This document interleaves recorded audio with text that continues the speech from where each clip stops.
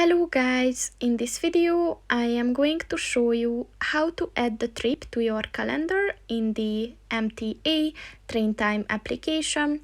But first I just want to mention, don't forget to subscribe to my channel, because at 10,000 subscribers I am going to show you my whole YouTube revenue statistics and growth strategy, as well as how to make money online.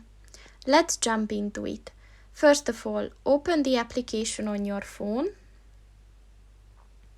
and then click on the trips button at the bottom of the page on the left.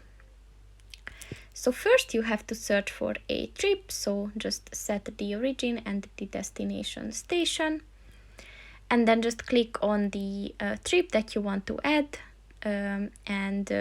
in this section look for this calendar mark and click on that.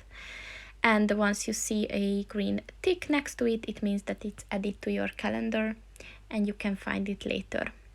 So that's pretty much it for this video, guys. See you in the next one. Goodbye.